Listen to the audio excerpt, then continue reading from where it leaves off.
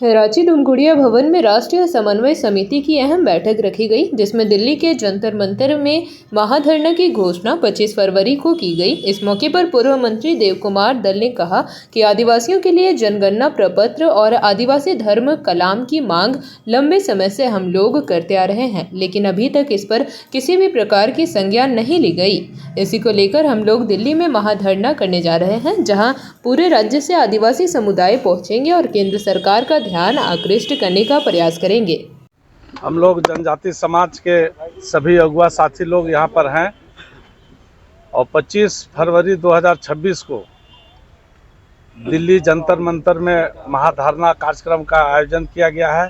इस कार्यक्रम का मुख्य उद्देश्य यही है कि चूंकि 1871 से लेकर अभी तक जो दादा बोल रहे थे 51 तक हमारा अपना मूल पहचान था आदिवासियों का राष्ट्रीय स्तर पर। उसके बाद हम लोगों को विभिन्न धार्मिक स्तरों पर बांटकर गिनती किया गया है।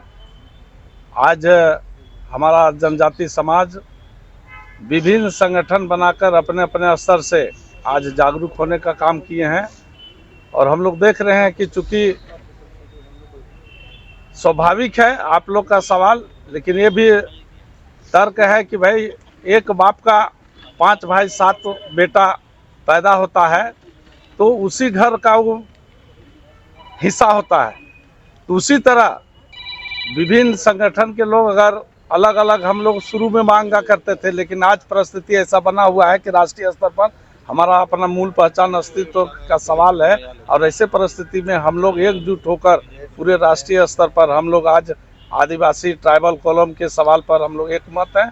ये गंभीर मामला है, बहुत कोई इसको मजाक में लेते हैं, क्योंकि पूरे देश में जब जनगणना होगा तो हम आदिवासियों का जो सीट निर्धारण होता है एमएलए के लिए और हम कितने जनसंख्या हैं और जनसंख्या के आधार पर ही हमारा आरक्षण का स्वीकृति होता है। और ट्राइबल सप्लान का जो पैसा आता है, जिसको हम लोग बोलते हैं कि ट्राइबल सप्लान की राशि, वो जनसंख्या के आधार पर ही आता है और धर्म कॉलम में लिखेंगे उसके आधार पर ही आता है। और धार्मिक न्यास बोर्ड का गठन अभी तक नहीं हुआ है। तो हम समझते हैं कि हम सभी कहना चाहते हैं कि जो 25 फरवरी 2026 को जो हमारा धरना प्रदर्शन है, हम अपील करना चाहते हैं पूरे देश के लोगों से, झारखंड के लोगों से कि जो है हज़ारों की संख्या में वहाँ पहुँचें।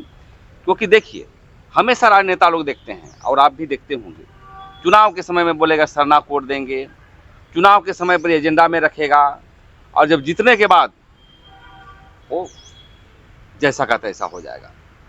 तो देखिए, अब जागरूक हो गए हैं आदिवासी समाज के लोग। जब हिंदू मुस्लिम सिख ईसाई सभी लोगों के लिए घर है, अपना घर समझिए, हमारा घर नहीं है। बहुत सवाल आते हैं कि धर्मांतरण होता है। तो देखिए, जितने भी कांग्रेस बीजेपी पार्टियां हमारी कोड नहीं दे रहा, इसीलिए कि उसका घर बनने ना दो ताकि वो घर में चला जाए। सबकी अपनी एजेंडा है, ठगते रहो। जबकि हम देश के मूलवासी हैं, मूल निवासी। यहाँ पर हम लोगों ने आग पैदा किया, धान पैदा किया, धरती को जोधपुर की ज़मीन बनाया। हमारी जो देवता है अभी भी साक्षात है, दिखे नहीं जाते हैं।